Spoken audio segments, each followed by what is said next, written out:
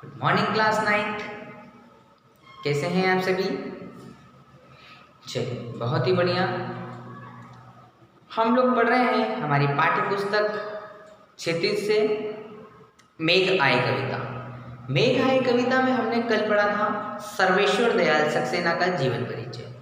सर्वेश्वर दयाल सक्सेना प्रकृति के कवि हैं। उन्होंने प्रकृति का वर्णन किया है। साथ ही हम देखते हैं कि उन्होंने इलाहाबाद विश्वविद्यालय से पढ़ाई की है। उनका ग्रेजुएशन, उनकी उच्च शिक्षा इलाहाबाद से की है। उनका जन्म उत्तर प्रदेश के बस्ती जिले में हुआ है ना। यह भी हम कल पढ़ चुके थे। साथ ही हमने देखा था कि उन्होंने आजीविका चलाने के लिए उन्हें बहुत ही संघर्ष करना पड़ा, उन्हें बहुत ही मेहनत करनी पड़ी, उन्हें बहुत ही कठिनाइयों का सामना करना पड़ा अपने जीवन को चलाने के लिए। ठीक है। फिर देखा था कि उन्होंने दिनमान पत्रिका के उपसंपादक के रूप में कार्य किया। फिर उसके बाद में पराग पत्रिका के संपादक के रूप में भी अपनी सेवाएं दी हैं, अपना कार्य किया है। उनके काव्य संग्रह के बारे में हमने पढ़ा था। हमने देखा था कि उन्होंने बाल साहित्य भी खूब लिखा है। बाल साहित्य में जो दिनमान पत्रिका थी, उस पत्रिका में चर्चे और चरखे नाम से एक स्तंभ था, एक कॉलम था। उस कॉलम में उनकी रचनाएं छपती थी, उनके विचार छपते थे, जो कि बहुत ही प्रेरक हुए, बहुत ही प्रसिद्ध हुए। अब आगे बढ़ते हैं कि हमने देखा था उनकी भाषा बहुत ही सहज है, बहुत ही सरल है और जन सामान्य को समझ में आने वाली भाषा का प्रयोग किया है, लोक जन की भाषा का प्रयोग किया है। इस कविता में उन्होंने बादल की तुलना की है मेहमान से, किस तरह से मेहमान आते हैं और उनका स्वागत किया जाता है हमारे समाज में, हमारी संस्कृति में, हमारे रीति रिवाजों में, हमारे घर परिवारों में। वैसे ही प्रकृति किस तरह से बादलों का स्वागत करती है जब वे आते हैं। तो शुरू करते हैं आज की हमारी कविता। मेघ आए बड़े बन ठन के सवर के, आगे आगे नाचती गाती बयार चली, दरवाजे खिड़कियां खुलने लगी गली गली, पाहुन जो आए हों गांव में शहर के, मेघ आए बन ठन के सवर के।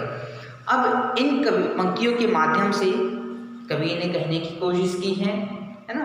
तो कवि ने कहा कि मेघ आए बड़े बन ठन के सवर के, है ना। अब किस तरह से मान लो कोई नया नया मेहमान आता है, कोई नया नया दूल्हा जब आता है, नया नया दामाद जब घर में आता है, वो कितना सज सवर के आता है ना। वो अपनी छोटी छोटी चीज़ों का ध्यान रखता है कि यार उसके बाल ठीक है कि नहीं है, उसकी कॉलर ठीक है कि नहीं है ना, उसका शर्ट मैचिंग हो रहा है कि नहीं हो रहा है ना, उसको जो गहने मिले हैं वो पहन के आता है ना, बूटे पहन के आता है, गले में चेन पहन के आता है ना, और उसके बाद में सूट वूट पहन करके आता है। मतलब वो अपनी तरफ से पूरा तैयार होकर के आता है कि भाई उसको पहली बार ससुराल जा रहा है वो, तो उसके ससुराल में उसको कोई टोके नहीं, उसको कोई किसी तरह का उल्हाड़ा नहीं दे, तो वो पूरी तरह से तैयार होकर के आता है, सज सवर करके आता है।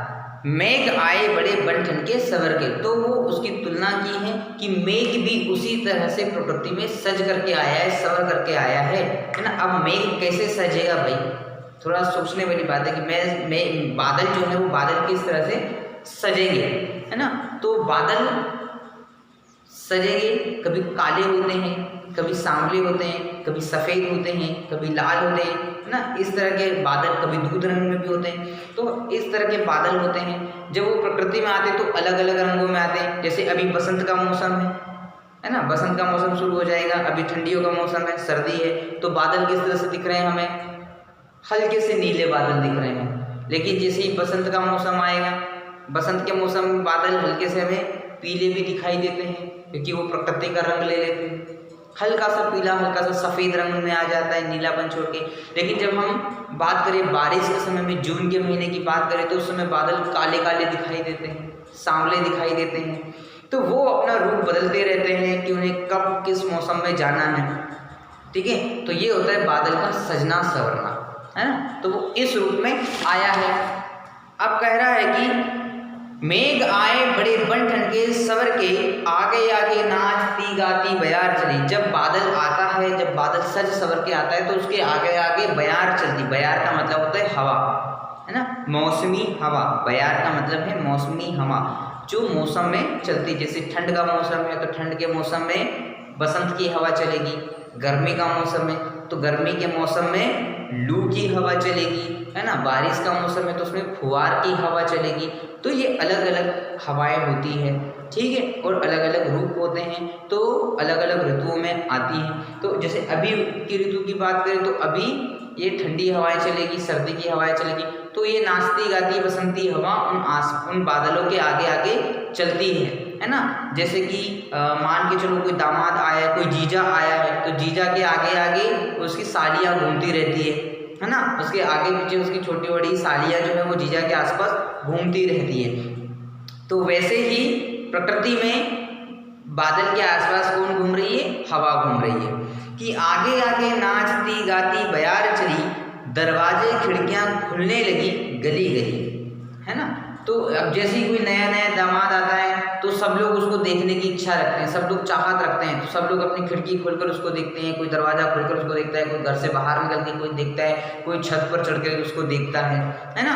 तो ऐसे ही प्रकृति में जब बादल आते हैं तो सारी खिड़कियाँ खुल जाती है, मतलब प्रकृति भी उसका स्वागत करती है अपने सारे बंधन तोड़ करके। पाहुन जो आए हों गांव में शहर के, पाहुन का मतलब होता है मेहमान। मेहमान जब गांव में आता है तो उसकी क्या स्थिति होती है वो यहाँ पर बताया है। शहर का कोई मेहमान आता है, अब शहर का मेहमान कोई गांव में आया है तो उसकी स्थिति यहाँ पर बताई है, उसकी तुलना की है बादल से कि बादल भी विदेश से आया है या दूसरी जगह से आया है, क्योंकि वो गांव का तो होता नहीं, दूसरी जगह से आता है। तो उसके लिए कहा है मेघ आए बड़े बंठन के सवर के। मेघ जो है वो बहुत ही सर सवर के गांव में आया है। चलिए दूसरा वाला पद पढ़ते हैं कि पेड़ झुक झांकने लगे गर्दन उचकाए, आंधी चली धूल भागी घाघरा उठाए, बाकी चितवन उठा नदी ठिठकी घूंघट सर के, मेघ आए बंठन के सवर के। अब यहाँ पर पूरी तरह से उन्होंने गांव में जो शब्दों का प्रयोग किया जाता है उन शब्दों का प्रयोग किया है। यहाँ पर गांव की संस्कृति का वर्णन किया है, गांव की लोक लाज को यहाँ पर वर्णन किया है कि गांव में किस तरह से जब दामाद आता है तो महिलाएं शर्माने लगती हैं, महिलाएं घूंघट करती है, उन सब का वर्णन किया है ना। अब उन सब का वर्णन किस रूप में किया है? प्रकृति के रूप में। पेड़ झुकने लगे गर्दन उचकाए। अब पेड़ गर्दन उचका करके मतलब पेड़ उसको उचक उचक करके देख रहे हैं, किसको? बादल को, जैसे कि हम लोग दामाद को देखते हैं, ठीक है। आंधी चली धूल बागी घाघरा उठाए। अब आंधी चली, है ना, जब बादल आते हैं तो हवा चल रही है, तेज आंधी चल रही है, तो धूल बागी घाघरा उठाए। धूल जो है जब आंधी चलती है तो धूल भी भाग लेती है, धूल भी एक जगह से दूसरी जगह जाती है घाघरा उठा करके। अब घाघरा उठा करके मतलब यहाँ पर मानवीकरण किया गया है, किसका?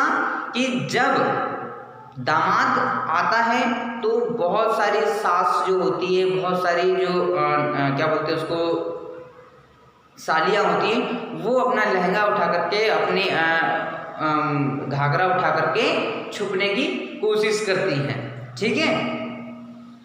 बाकी चितवन उठा नदी ठिठकी घूंघट सरके।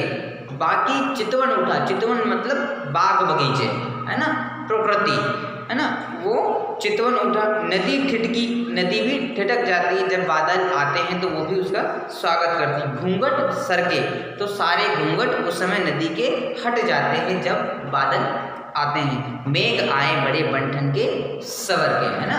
तो इस तरह से उन्होंने प्रकृति का वर्णन किया है ना, मानवीकरण रूप में, कि मेहमान को मान करके, बादल को मेहमान की संख्या दे करके, तुलना कर करके उसकी वर्णन किया है। तो आज के वीडियो में हम सिर्फ 2 ही पद पढ़ते हैं, कल के वीडियो में हम इसके आगे के 2 पद और पढ़ेंगे और समझेंगे। तब तक आप पाठ में आए कठिन शब्दों के अर्थों को अपनी कॉपी में लिखेंगे, ठीक है।